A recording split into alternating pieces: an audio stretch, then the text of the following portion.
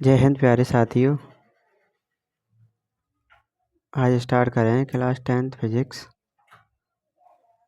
और विद्युत चैप्टर है विद्युत धारा। तो विद्युत धारा में सबसे पहले हमारी हेडिंग है विद्युत आवेश।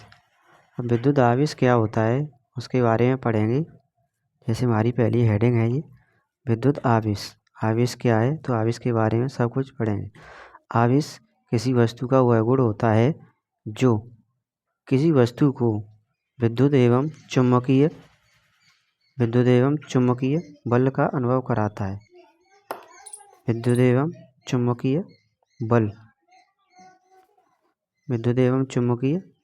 बल का अनुभव कराता है।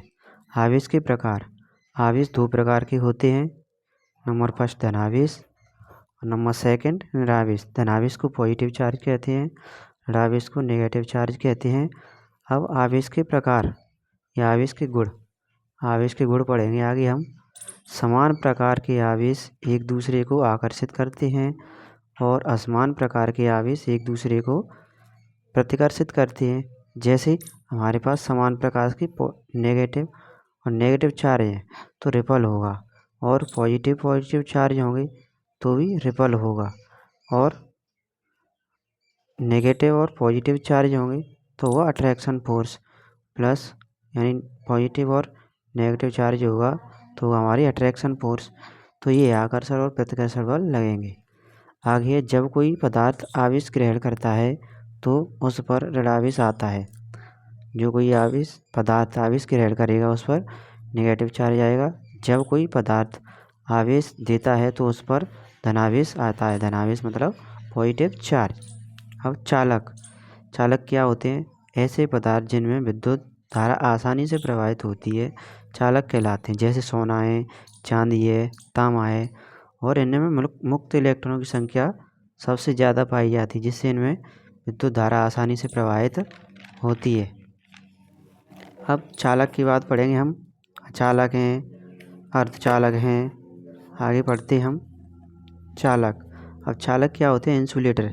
ऐसे पदार्थ जिनमें होकर विद्युत धारा प्रवाहित नहीं होती है अचालक कहलाते हैं। जैसे कांच है, प्लास्टिक है, रबड़ है, सूखी लकड़ी है, या आदि पदार्थ हो सकते हैं।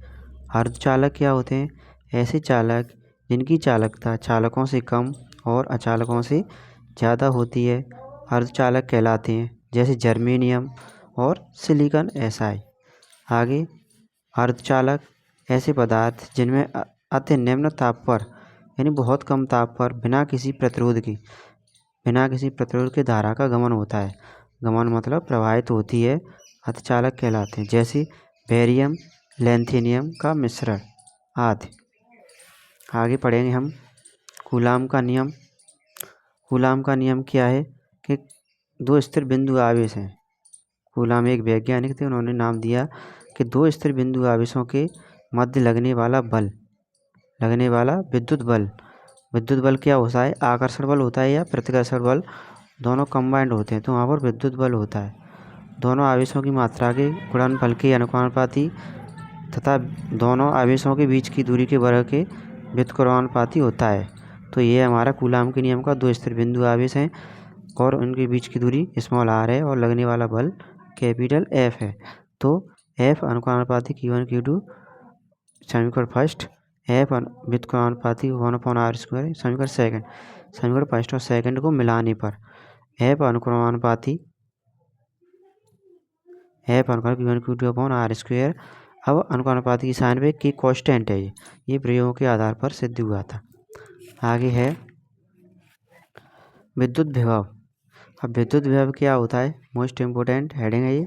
एकांक आवेश को अनंत से विद्युत क्षेत्र के अंदर लाने में किया गया कार्य विद्युत विभव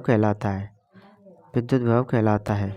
माना एकांक आवेश Q को अनंत से विद्युत बिंदु पर लाने में किया गया कार्य W है, तब विद्युत विभव V/W/Q। Q आवेश को अनंत से विद्युत लाने में किया गया कार्य W = V/Q। अब विद्युत विभव के बाद एक विद्युत विभवांतर मतलब इलेक्ट्रिक पोटेंशियल डिफरेंस। विद्युत क्षेत्र के अंदर एकांक आवेश को एक बिंदु से दूसरे बिंदु तक लाने में किया गया कार्य विद्युत विभवांतर कहलाता है। माना Q आवेश को बिंदु बी से बिंदु ए तक लाने में किया गया कार्य W है, तब बी ए मतलब विभवांतर ए से बी तक ले जाने में किया गया कार्य, और बी ए मतलब ये हो गया आपका फॉर्मूला सिद्ध। Thank you. जय हिंद, जय भारत। आशा है आप वीडियो को रोक के धीरे धीरे इसके नोट्स बनाओगे और आगे ऐसे ही वीडियो कमेंट जरूर करें, अच्छा है या बुरा है, और चैनल को सब्सक्राइब ज़्यादा से ज़्यादा करें और लाइक करें। Thank you. जय हिंद, जय भारत।